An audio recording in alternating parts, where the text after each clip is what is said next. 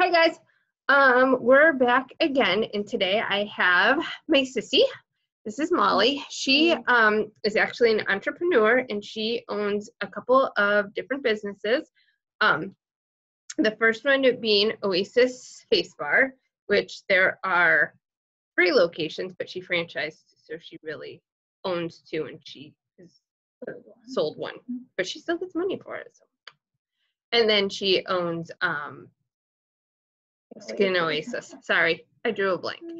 So I'm going to do the questions because you guys can't ask her. I will ask the questions, and then you guys can just watch the video. Okay, so why did you choose your career? So I was actually a career changer, meaning I started in Chicago working in the stock exchange.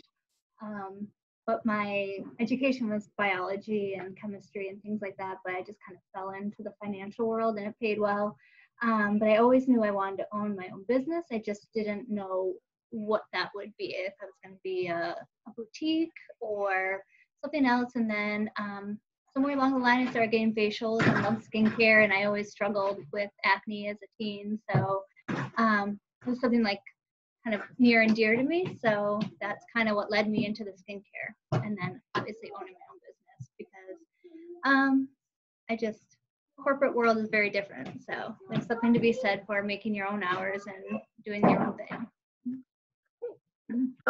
So if somebody wanted to have a career like you do, what are requirements for a person in your career? So in my particular line of work as an esthetician, that's the title of our role, you just need a license in Ohio to practice. So you can get that actually while you're in high school, or you can get it afterwards, and it takes roughly 6 months to a year. For me, though, to actually own and run a business, it was very helpful, obviously, to have a bachelor's degree. And then I do have a master's, an MBA, a master's in business administration. So it's been helpful, too, to have that as well. But just to be an esthetician, you can do it, like I said, in school or right out of school.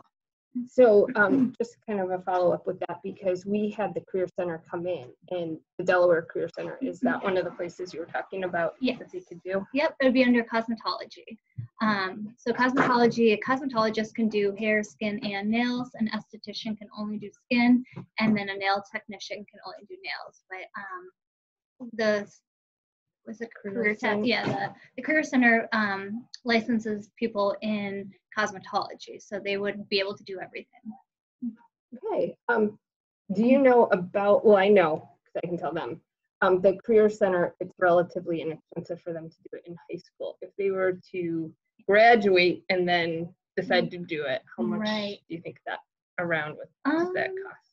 So it's been a few years since I went. I would say as just the esthetician part was probably $12,000 maybe 7 years ago. So I'm guessing closer to $15,000.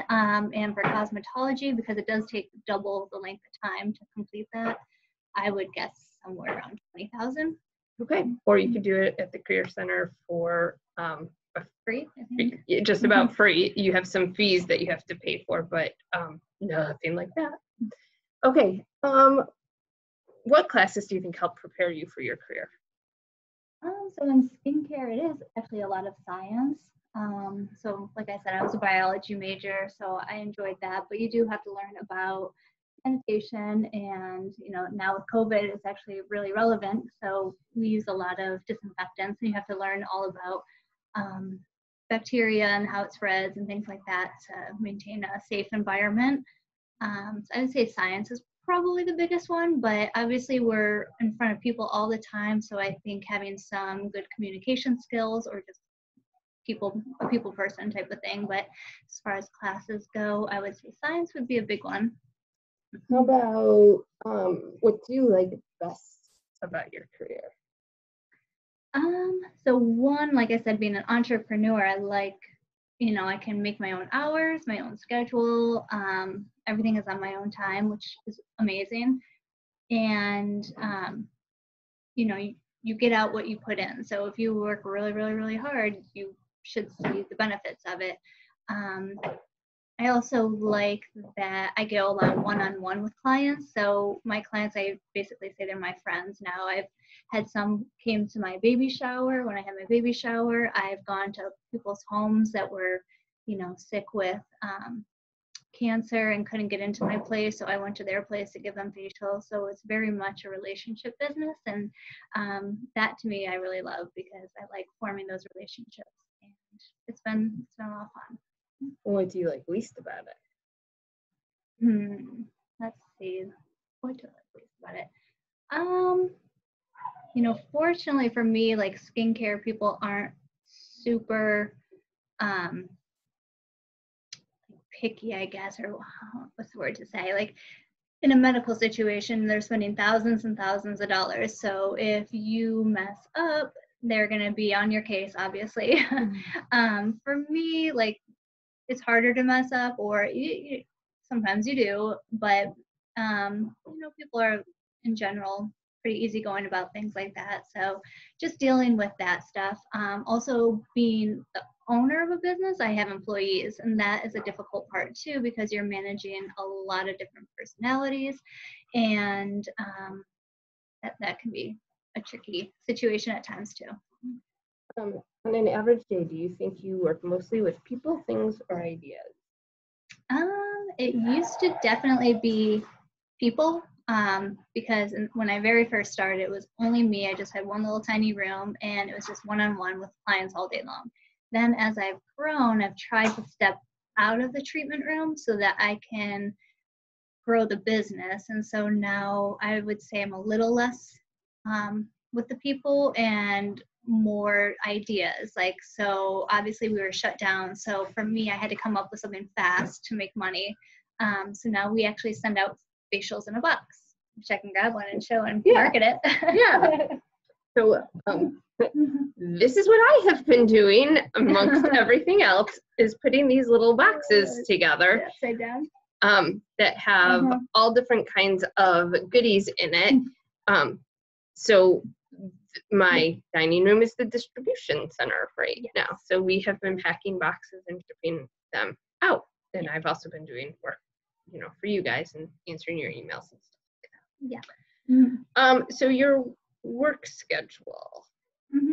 So as an esthetician, that is a nice part about it. It's usually a pretty flexible schedule. You've got to be prepared though to work weekends because people are off on weekends and they want services. But as the owner, I can kind of create my own schedule. In the beginning though, I will tell you, I worked around the clock. If someone wanted a facial at 10 p.m. on a Sunday, I'd give them a facial at 10 p.m. on a Sunday. If they wanted to come in at 4 in the morning, I'd be there because I needed to make money and I needed to build that relationship. But now it's pretty cushy. I can kind of do however much I want or how little I want, the hours that I want. But I think if you're an entrepreneur at heart, you are going to tend to be a hard worker. So now I work a lot of hours. It's just in a different capacity. I don't have to go anywhere. I still take facials and clients sometimes, but now a lot of my work is at home and I'm on my computer or, trying to come up with marketing ideas or like the facial boxes, things like that. So it's just shifted, but the hours, some days could be quite a bit, but then if I wanted to take off, 3 weeks, a month, I could. Yeah. Do you have to work overtime or do you bring work home with you? As the owner, definitely. I bring work home with me, obviously, all the time.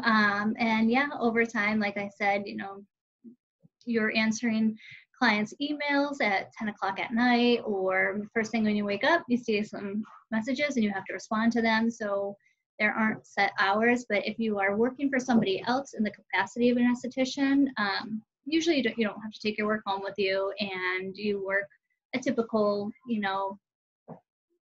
salon hours, I guess. Some of the big corporations, like Akenis or Penzones, they're going to work you harder and you got to work a lot of hours. Somewhere small like mine, we are open from 11 a.m. to 7 p.m. So not crazy, but they're decent hours. I just got here, so my husband walked by with their dinner. Okay. Are you your boss or do you report to someone? Obviously, we all know I'm my own boss.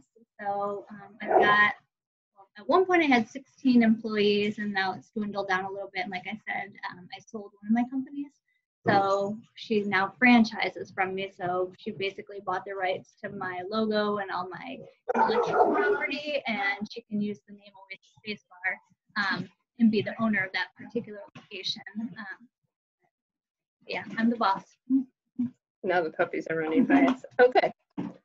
What are the opportunities for someone in your career or your company? Sorry. Within my company? Yeah. Now that I've grown as a franchise, there's a couple more roles. Before it was mostly someone maybe at a front desk, receptionist, or an esthetician who could do the skincare that was licensed in Ohio. Now with being a franchise, eventually I could, hire someone to do my marketing or graphic design work or an accountant, things like that. So there are other jobs within my firm that I can eventually add, but that would come down as I grow. And you already answered if you changed careers. One kind of cool job that she had years and years ago, she worked on a whale watch boat. As an intern. Yeah. In college. Because I was a biology major, so I found an internship in Cape Cod on a whale watch boat. So a whale would pop up, and then they would take pictures of the tail, the fluke, which is basically like a fingerprint. So some are really, really white, some are almost all black, and then they had this book that was like this big with all the pictures of the flukes going back, decades. And then they would say, oh, that's Sammy who calved Lucy. And they really didn't know, but I was there. Open out. What do you see yourself doing 10 years from now? Honestly, I would like to be retired. My goal is to continue franchising and selling more and more of my businesses across the country. At some point, hopefully finding enough people that buy them and become a franchisee where it triggers some interest in like a venture capitalist or someone with a lot of money and then just buys me out of my whole thing. Then maybe consult, because I figure I probably won't just stop working before I turn 50. But yeah, so that's my ultimate goal. But yeah, I'd probably consult and help other people come up with business ideas and business plans and help them grow their ideas. So that's Bella, one of our puppies. She does not want to be in her crate right now. So last question is, what kind of advice can you give to a person my age, and they're 7th graders, about choosing a career?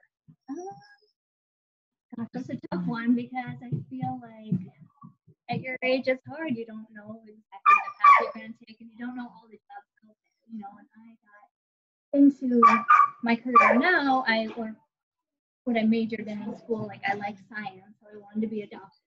But I didn't know all the things that you could do, in the world with that degree. So, I would say talk to as many people, learn about as many jobs. I think what we're doing now is going to be helpful, so that you know about things that, like, I never knew what an esthetician was. Half people can't even say the word esthetician. So there's just so many careers out there. And, I think even if you decide that you want to be an entrepreneur and do your own thing, really take some time to think about what that might be. Obviously, you have to have a passion in it, or else, I feel like I never work a day in my life because it's something I love. So definitely find something that you love and pursue it. Okay. Sorry about Bella. Thank you, Molly, for, I had to tape her down to the chair practically to get her to do this. So now that we're done, go into school. Well, you're probably in Schoology already, but answers some of the questions, and we are good to go. All right, guys. Bye. Stay safe.